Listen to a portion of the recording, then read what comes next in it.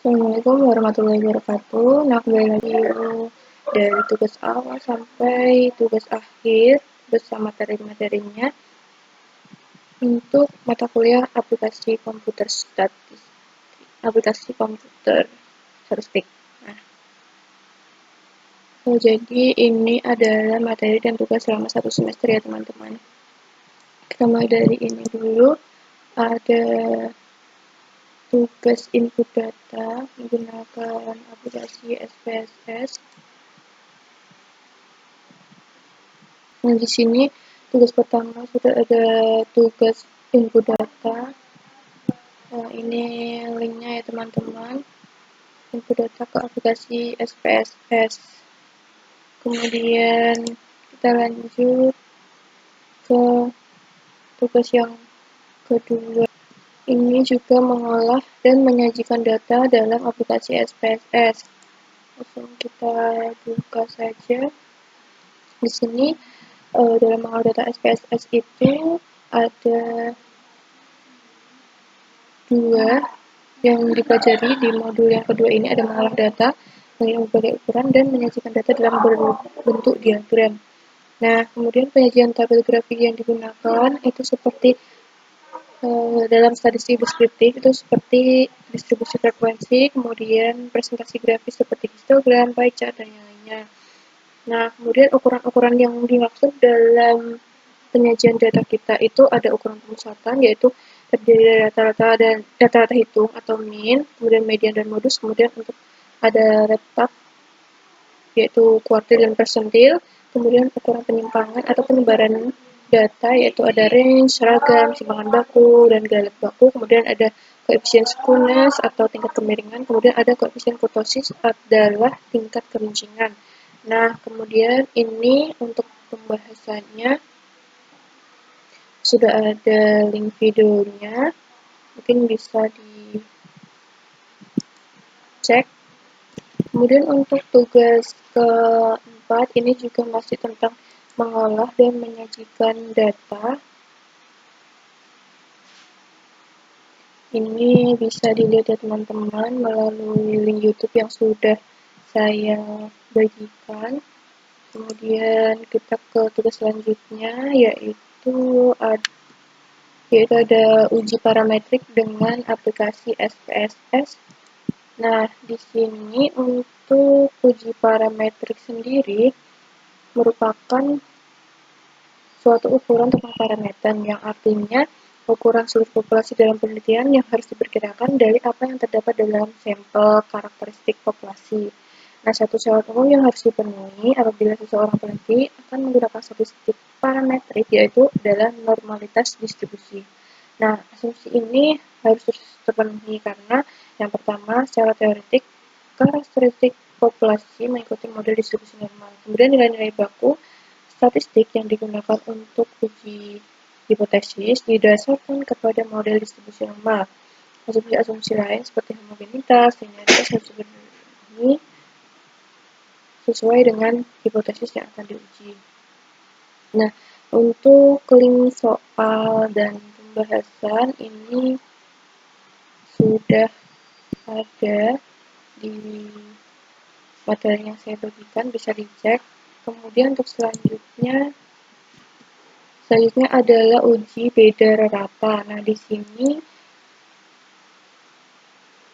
kita akan bahas mengenai uji beda rata, yaitu uji beda rata menguji apakah rata populasi dua kelompok itu tidak sama atau kurang dari ataupun lebih dari. Nah, kemudian statistik dalam pengujian itu ada dua bentuk. Itu ada uji rata data independen, yaitu adalah independent sample t-test, suatu metode statistik yang digunakan untuk membandingkan perbedaan rata-rata dua sampel yang tidak selalu terkait atau independen, seperti dua kelompok subjek yang berbeda atau dua populasi yang berbeda. Nah, uji rata data independen dilakukan dengan membandingkan rata-rata kedua sampel dan menghitung uji t terkait. Nah, kemudian untuk uji rata data berpasangan itu adalah yang kedua, merupakan suatu metode statistik yang digunakan untuk membandingkan perbedaan rata-rata dua sampel yang saling terkait ataupun berpasangan, seperti sebelum dan sesudah pengukuran pada subjek yang sama atau pada pasangan data yang terkait, seperti data dari suatu kelompok kontrol dan kelompok perlakuan yang sama. Uji rata data berpasangan ini dilakukan dengan membandingkan perbedaan antara pasangan data, kemudian menghitung rata-rata perbedaan, dan menguji uji T terkait. Nah, untuk lebih jelasnya ini juga sudah ada video link pembahasan, silakan dikunjungi. Untuk selanjutnya ada review tugas dan ujian tengah semester dari aplikasi statistik. Jadi ini waktu review sebelum tes ya teman-teman. Kemudian ini ada materi selanjutnya yaitu uji non parametrik part 1. Kita buka saja. Nah, di sini sudah ada materi berbentuk video pembahasan di YouTube. Silakan dikunjungi untuk uji non parametrik. Lalu ada uji non parametrik part 2. Ini juga bisa dikunjungi di website ya teman-teman. Kemudian di sini juga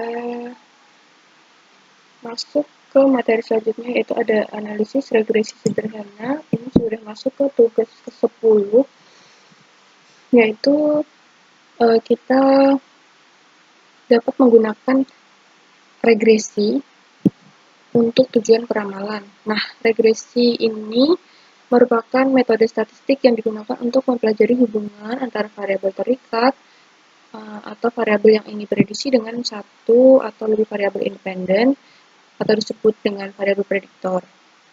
Nah, analisis regresi terdapat dua jenis utama, yaitu regresi linear sederhana dan regresi linear berganda. Nah, untuk video pembahasan ini bisa dikunjungi di website analisis regresi sederhana.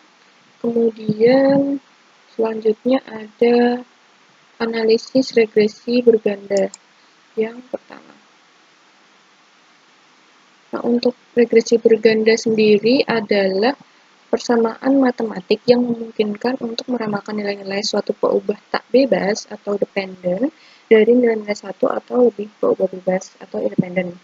Dalam hal regresi berganda, di mana independennya itu lebih dari satu, variabel boleh antara 2 sampai 7. Kalau melebihi 7 variabel independen, maka hasil ramalannya tidak efektif. Oleh karena itu, sebelum kita mempelajari masalah regresi berganda, kita harus menguasai memahami dahulu regresi sederhana. Nah, karena pembahasan ini tidak akan jauh dari regresi sederhana, satu hal yang penting dari regresi berganda itu merupakan hal yang paling sering digunakan dalam menganalisis hubungan karena lebih efektif dari regresi sederhana itu sendiri. Nah, untuk pembahasan lebih lanjutnya bisa dikunjungi di link YouTube saya.